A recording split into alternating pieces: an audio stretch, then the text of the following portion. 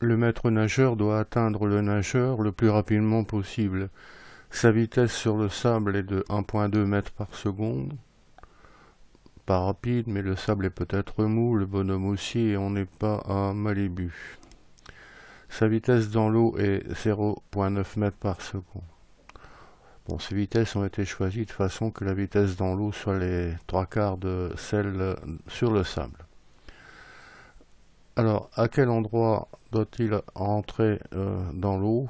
En utilisant les touches du clavier, on déplace le point. On est trop bas, trop haut. Voilà. La solution correspond à ce trajet. Alors on fait une analogie avec le parcours d'un rayon lumineux qui se réfracte en passant de l'air dans l'eau. On montre que la loi de Snell-Descartes, N1 sinus I égale N2 sinus R, est vérifiée.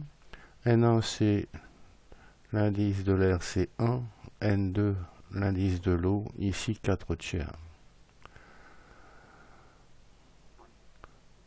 Ce qui correspond au principe de Fermat, qui a indiqué que la nature agit toujours par les voies les plus courtes.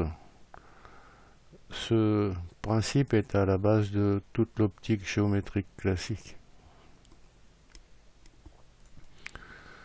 Une démonstration, le parcours AI plus IB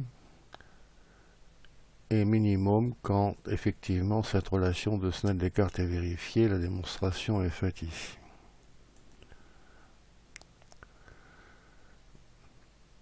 Alors un point, les données sont au hasard de l'ordinateur, il s'agit de trouver le point d'incidence. C'est toujours, si on veut, le point où le maître nageur entre dans l'eau. Alors on peut déplacer le point avec la souris en cliquant sur le bouton ou en appuyant sur les touches du clavier. Alors on veut que sinus I soit 4/3 du sinus R, c'est-à-dire que la différence doit être nulle. En tâtonnant, on arrive ici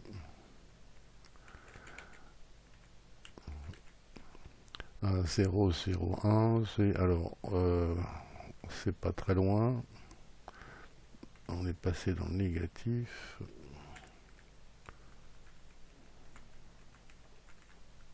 Voilà, la solution est proche, la relation de Snell-Descartes est presque vérifiée.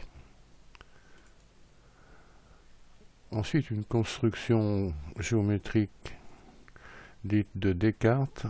Voici un rayon incident en violet. En I, on trace un cercle de centre I, de rayon qu'on a choisi ici égal à 15. Le rayon incident coupe ce cercle en M. On construit le cercle de centre U et le rayon 4/3 du précédent, c'est-à-dire 20.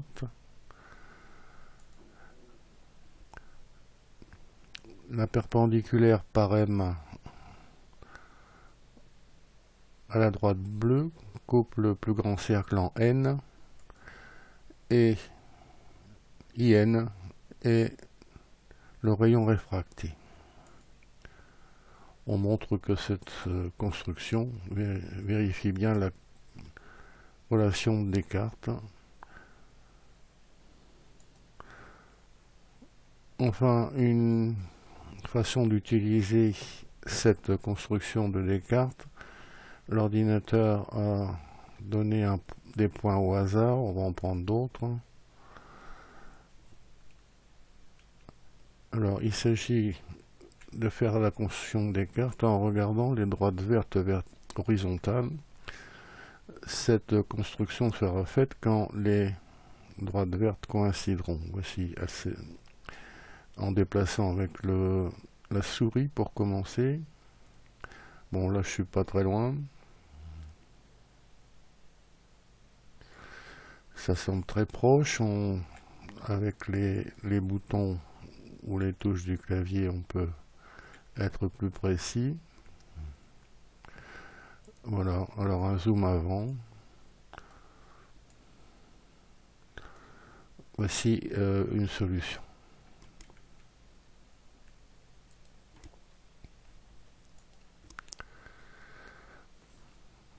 Bon, ce programme est à faire dans les détails en cliquant sur le lien qui est sous la vidéo.